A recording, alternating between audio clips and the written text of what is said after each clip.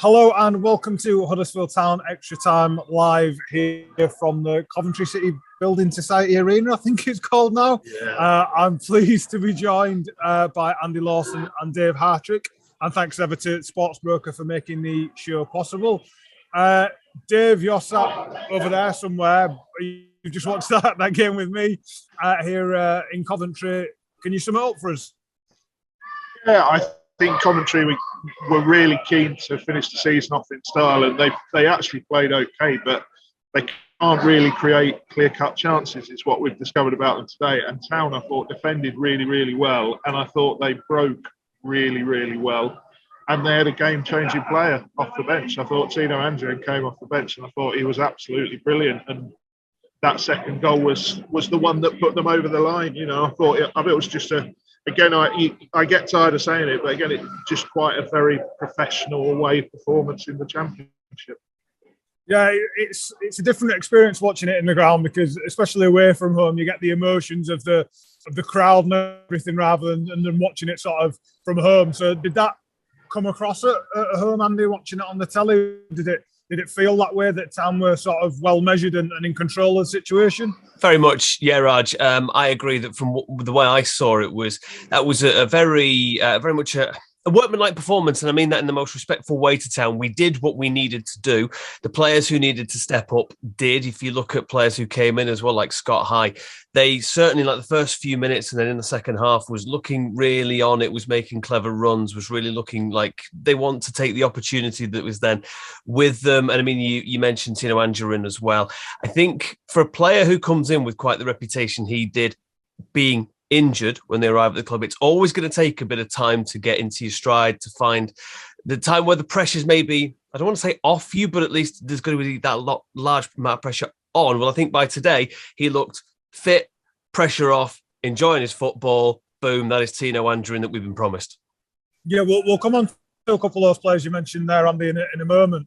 David, it seemed as if Town sort of had Coventry where they wanted them, so to speak, and that's no disrespect, because Coventry for large periods were really good and did, you know, have Town under pressure, but it wasn't the type of pressure that seemed like it was a surprise to Huddersfield. It was sort of, this is the way we want this game to go. We've set ourselves up to hit you on the break, and it almost played into our hands for large swathes of that. Yeah, well, I think defensively they were trying to push the crosses into the corners and then pack the middle for anything that came centrally, and it works. You know, Coventry have got some really tricky players, some really creative players as well. Hamer's really good, Kane could be really good, O'Hare's really good. So you've got to make it difficult for them. You've got to control that space more than anything else, and it's exactly right. I think Town's tactical plan today was more or less spot on, really, because, I mean, Coventry, they're not a bad side by any means, but once you block those passing lanes off to them, they haven't really got a sort of a plan B. They didn't change shape for the entire game. And Town, yeah, I thought second half, they were under a lot of pressure, but they always looked semi-comfortable. And the important thing was, every time Town broke, you thought, okay, they look dangerous here. They always looked like they could do something on the break, and that's important. Yeah, there was sort of a feeling with the way that we set up, even with players missing, that there didn't seem to be much missing, Andy. It was, you mentioned Scott High, who came in. I thought he was brilliant. He did his defensive work really well, really energetic, but his adventure with his passing is something that's a real feature to his play, and something with the space ahead of him that really shone today, I felt. Yeah, Scott High has an ability where if there is just a moment for him to kind of look around and see what is available to him, he is going to find a really good forward pass. He does also know when to set it back, when, you know, to kind of reset as a team. But I feel like he is a player who today, I think, was almost screaming out, I'm here. I've been here for ages. I've been waiting for my opportunity. Now that I've got it, I'm going to utilise this. And you could really see the early play. You got Lewis O'Brien pushing a bit higher than we're used to. And you'd see that Scott High maybe would move to the right side. And again, would be running into the box, would be really pressuring the Coventry defence, really saying to Coventry, look, here I am. I'm going to play football with this. I'm going to do well with this. So, yeah, for me, it was a case of, today, we were seeing a couple of different players within the squad. Were they up for it at this stage of the season? And the answer is most definitely, based on Scott High, yes. And depending on how the last couple of games go, Dave, the playoffs are a potential, or high probability will be there. Playing in that type of environment where you're away from home, there is pressure on, you're having to pick your moments and be sensible with the ball and, be adventurous in the right moments, but not over adventurous and be measured.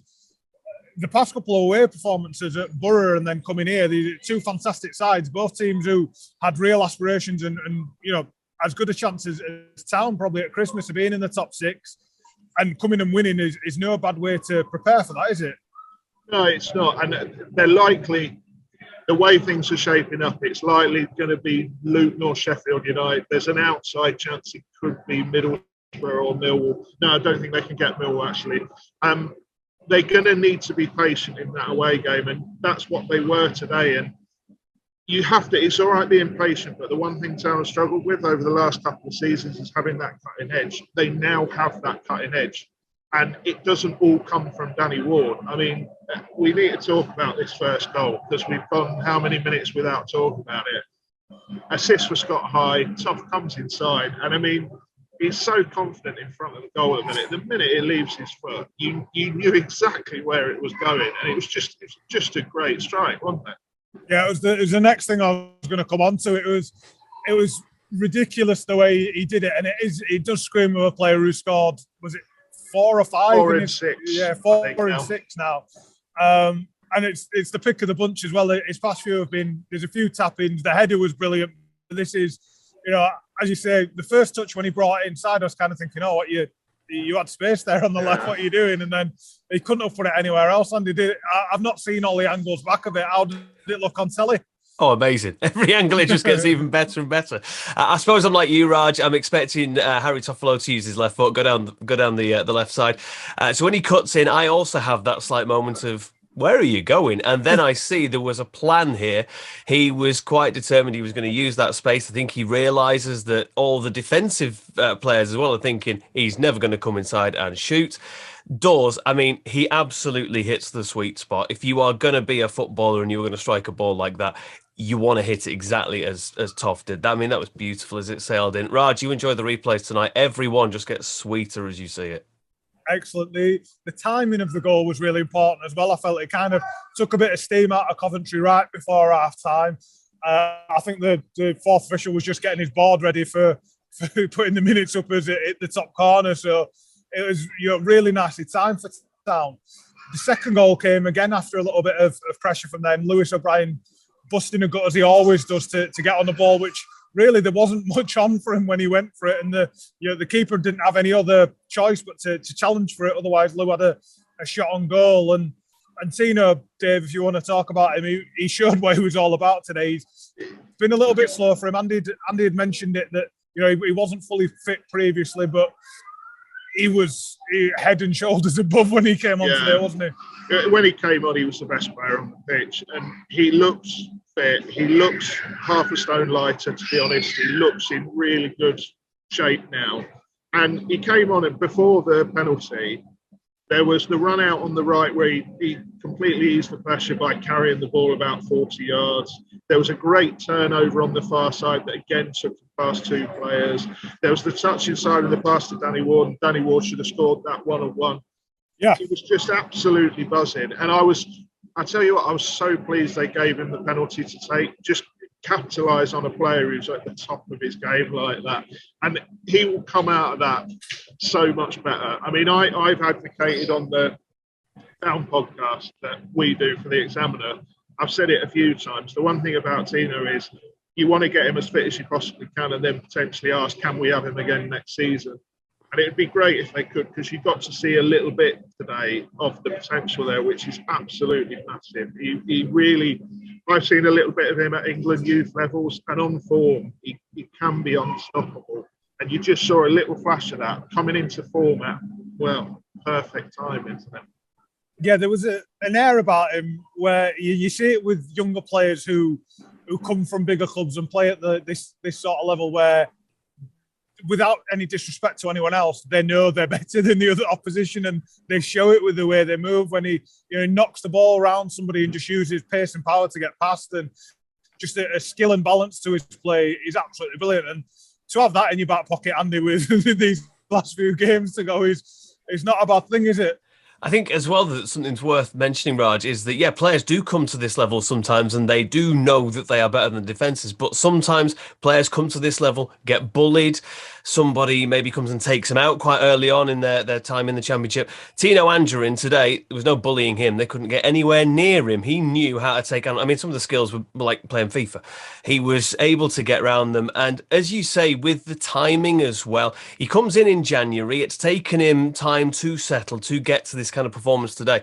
But if you look at how Town's season is now, we have got more games. It's not just about what we do next weekend against Bristol City. There's then playoff semi-finals. There's then potentially game after that, you know, but in terms of timing, if you're going to have, as it were, a player who's a bit like a new signing, now's the time to do it, because another thing will be, and Dave probably knows more about this than me, but if you're an opposition manager, so Bristol City, but then moving into the playoffs, you can scout Tino Anjorin, you can know what Tino Anjorin can bring, but when you've only got a certain amount of data, because he's had a few games, you're not entirely sure what to expect. So there's that unknown from him. So from our point of view, timing-wise, this is brilliant.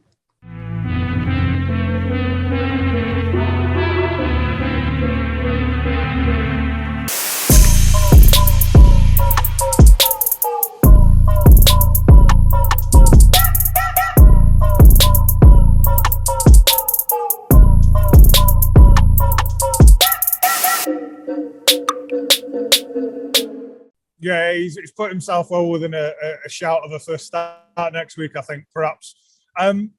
With these last, this last game of the regular season next week, Dave, and, the different ways everything could go, depending on other games and everything. Town have, was it 5 wins in 6 since the international break now and 3 wins on the spin? There's no real better way to get yourself up for the end of the season, is there, than this sort of form and this atmosphere? Because similar to that unbeaten run previously, there is a building atmosphere, a sense of, movement and progression in the side that is really important.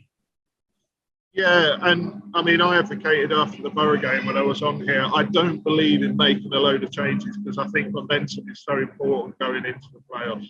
And I thought Town made the right amount of changes and the right changes today. And I think against Bristol, they can rest a couple again. But keeping that spine and keeping that core together is so important. And yeah, it is a bit of a cliche to say it, but momentum is massive going into the playoffs. It really is. And Town finishing this strongly, it's not that it's unexpected, but it's the fact that they managed to have the mega run they did in the middle of the season to put themselves in contention. Then the wheels wobbled a little bit with a couple of dodgy games. The fact they've managed to pull it back together and start another mini run speaks a lot about the character in the side, really, and the character in the squad. And that can only stand them in good stead going into the playoffs, whoever they end up playing against.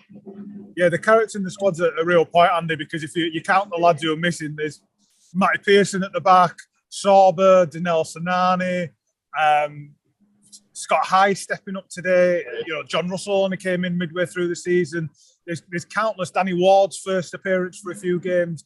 There's so many that aren't there that were part of a core group, and there's so many different options for Carlos now in every position that it's a really healthy position for the club and the squad and everyone to be in at the minute.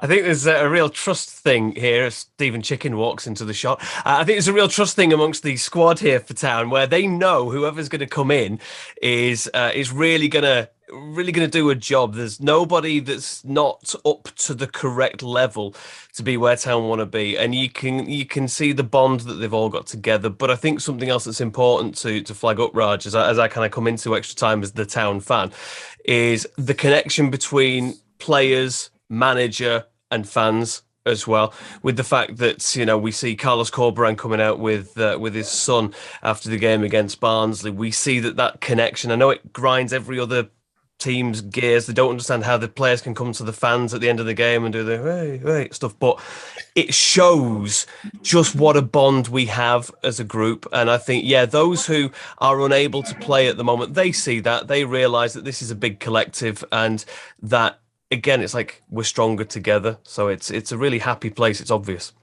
Yeah, you can tell it's happy when Stephen Chicken's getting in behind Dave's shot. He'll still give us 2s and 3s in his player ratings, but we'll talk about that another time. I'd love to see his ratings as we perform on this extra time. I wouldn't. Dave, an interesting point, because it's something that Town fans, and we've touched on every now and then. The obvious comparison point is the 2016-17 side. If Town do win against Bristol, they'll actually have more points than that team did in that season. And it starts to beg the question, which season was better and all that sort of a thing. But the fact that we can even have those sort of conversations and this team has put itself in that sort of position is remarkable, really, isn't it? Yeah, it is. We've asked it on the Examiner a couple of times. So the sort of consensus opinion we keep coming back to is that 16-17 was probably the slightly better first 11, but this is by far the better squad. And yeah, having those comparisons, still having a couple of characters around the squad in terms of various faces that are still at the club makes a difference. And yeah, you can see the spirit in a game like today, because there have been times over the last couple of years where Town have folded under pressure. All it's really saying, there's a little bit of pressure and they folded. Now they just seem to thrive on pressure. They almost sort of brush it aside, and it's just great to see. Everybody's having a lot of fun, and who knows what the playoffs bring. I've absolutely no idea whatsoever. I've no idea if the Town are going up, but long may the fun continue. I wrote literally 2 days before the season started, after COVID and everything else. All we wanted from this season was just to start enjoying football again after the last couple of years. And that's exactly what we've done, and it's been great. And if you are a fan of enjoying football, we do have tickets left for the Bristol City game, the last regular season home game of the season, a week today on Saturday. That's an early kick-off. The season card's still available until Friday evening as well. So if you need to renew or haven't had one before, especially, get yourself onto the website or down to the ticket office this week and sort yourselves out, and we'll gladly have you at the John Smith Stadium. We'll speak again before that Bristol game, but Andy, is there anything else you wanted to add before we call it a day today at Coventry? Just how important I think it is that Town fans do get there next week. I know that it's a game that we're already in the playoffs, but let's get there. Let's be noisy for Town. Let's also really, really, really have that atmosphere that we need for the playoffs. I mean, we can talk about it because we confirm we are in. It's something that we can talk about. So be there for Town. Really give everything that we can give. I know it's going to help that those on the pitch give everything that they can give. Up the Town, come on. Anything else from you all, Dave? No. Not at all. I've just, as I said, thoroughly enjoying myself at the minute. This is much better to write about. Me and you both. Thanks to you two, and thanks as ever to Sportsbroker for sponsoring the show. And we'll speak to you all before that Bristol City game next week.